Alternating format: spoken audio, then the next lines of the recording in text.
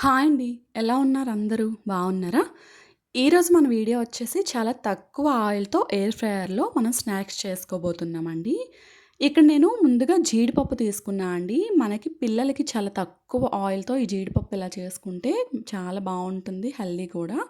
అలాగే ఇక్కడ groundnut oil నేను తీసుకున్నా అండి. మీ దగ్గర ఇది అవైలబుల్‌గా లేదు అంటే నార్మల్ ఆయిల్ కొంచెం చిన్న డ్రాప్స్ వేసుకోండి. చూసారు కదండీ! ఇక్కడైతే నేను కొంచెం ఇలా డ్రాప్స్ అయితే వేసుకొని కొంచెం మిక్స్ చేసుకున్నాను. అలానే ఎయిర్ ఫ్రైయర్‌లో పెట్టే మన ప్లేట్ ఉంటుంది కదా! దానికి కూడా కొంచెం ఆయిల్ అనేది కొంచెం లైట్‌గా అప్లై చేసుకోండి. బటర్ అయినా అప్లై చేసుకోండి.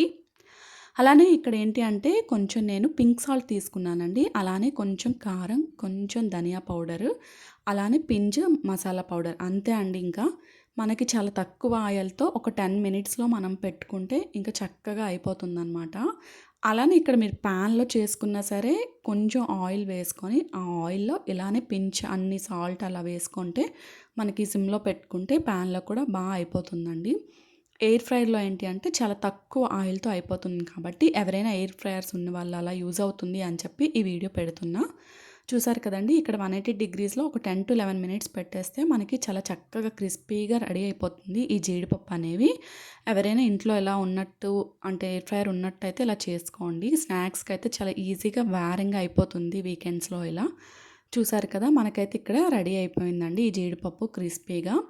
అలానే ఫ్రెంచ్ ఫ్రైస్ కూడా తీసుకున్నా అండి. ఈ ఫ్రెంచ్ ఫ్రైస్ అయితే నేను డైరెక్ట్‌గా ప్యాకెట్ తీసుకొని చేసుకున్నాను. మీరు ఇన్‌కేస్ ఇంట్లోనే అంతా చేసుకోవాలనుకునే వాళ్ళు ఫ్రెంచ్ ఫ్రైస్ పొటాటోస్ అనేవి బాయిల్ చేసుకొని కొంచెం అవి ఆ పీసెస్ అనేవి కొంచెం ఆరబెట్టుకొని తర్వాత కార్న్ ఫ్లోర్ ఉంటాయి కదండీ! అవి యాడ్ చేసుకొని మిక్స్ చేసుకొని ఇలా ఎయిర్ ఫ్రైయర్‌లో ఫ్రై చేసుకోండి.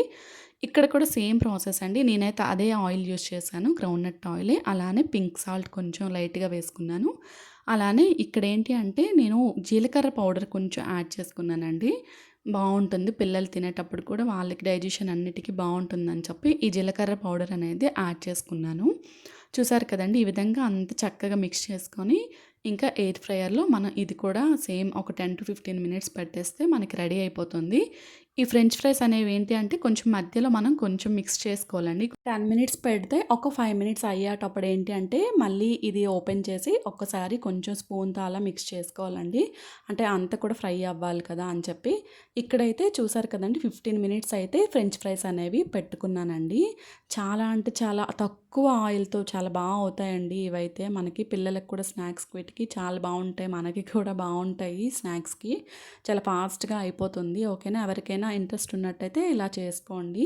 చాలా చక్కగా తినేయొచ్చు. చూసారు కదండీ! ఇంకా మనకైతే ఈ విధంగా రెడీ అయిపోయి ఇంతే అండి మన వీడియో అనేది ఈరోజు. థ్యాంక్ యూ సో మచ్ అండి. బాయ్ అండి.